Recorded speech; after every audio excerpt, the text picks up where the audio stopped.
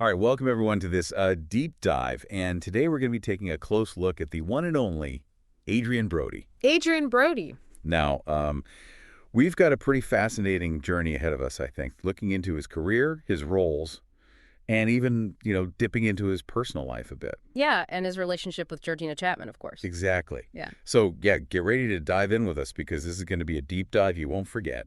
Yeah, I think what's so interesting about Brody is this sort of interplay between these incredibly intense emotional roles that he's taken on, but then also dipping his toes into all these other genres, too. Yeah, it's true, it's true. Which is really exciting, I think, as an actor, to not be kind of pigeonholed into one sort of thing. Yeah, you get the feeling he really likes to challenge himself and doesn't want to be, kind of stuck in a box. Exactly, exactly.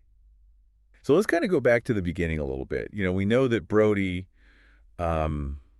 was interested in acting from a young age. Yeah, it seems like this was something that he was drawn to from really early on. But it was really The Pianist back in 2002 that really kind of catapulted him, I think, into, the stratosphere. Yeah, The Pianist was huge for him. And, winning an Oscar for Best Actor at 29, I mean... Unheard of. It's unheard of. It's crazy. Like, how do you even process that at that age? And for such a serious film as well. Exactly.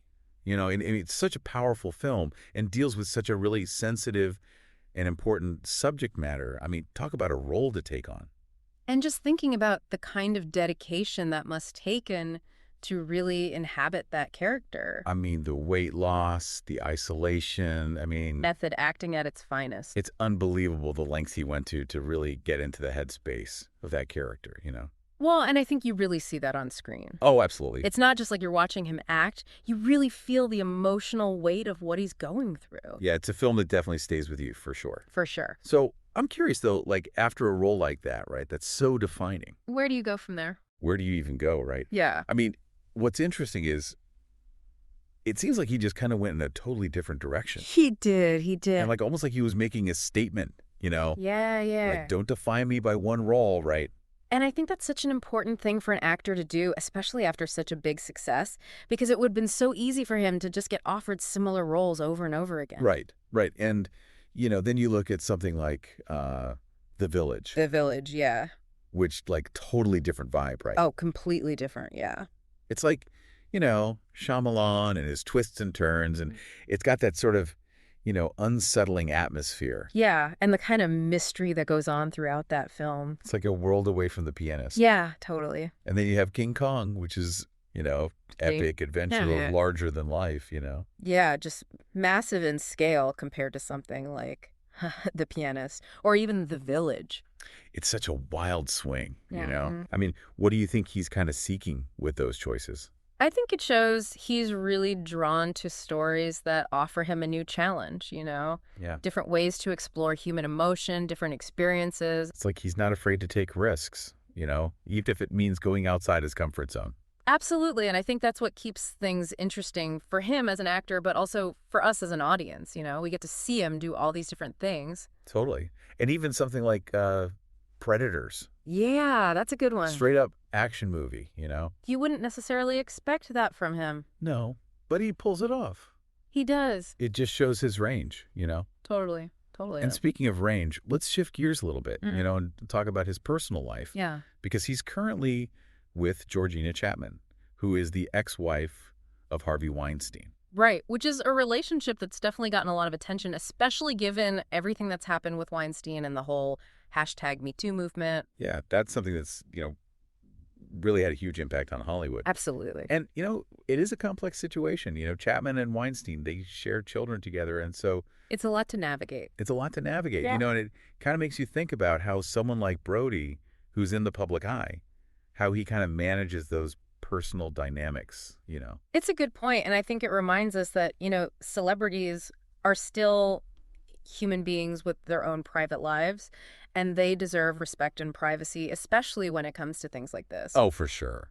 Yeah. But speaking of his career, we have to talk about his upcoming project. Yes, The Brutalist. Which sounds fascinating. It does, and it's directed by Brady Corbett, who's known for his kind of unique style. Oh, yeah, and he's got those, thought-provoking stories, right? Yeah, so it seems like it'll be another really challenging role for Brody. So, looking at Brody's career, right, Yeah. from the intensity of The Pianist to all these other different kinds of roles he's taken on. He never stops. It seems like he's constantly pushing himself, you know? And I think that's a great takeaway for us as an audience because it means we get to see him constantly evolving and trying new things. And, that's exciting. Yeah, absolutely. He's not afraid to kind of take us on a ride with him. Exactly. So, as we sort of wrap up here, something for our listeners to think about. Okay. Yeah. How might Brody's personal experiences, particularly, the complexities of his relationship, how might that inform the characters he chooses to play in the future? That's a great question. Particularly, for a project like The Brutalist. Yeah. How does that inform his art? Exactly. Really interesting. Food for thought, right? Totally. Well, thanks everyone for joining us on this deep dive into the world of Adrien Brody. It's been a pleasure. Until next time. See you later. Bye. Today is your lucky day.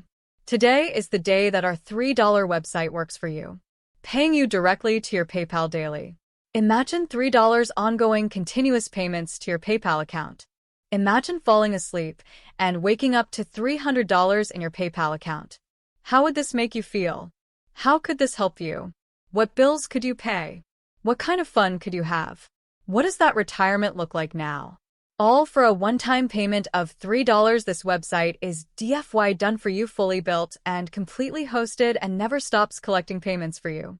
You have spent $3 on coffee on a regular, but that coffee won't help you create multiple streams of income. Click the link below.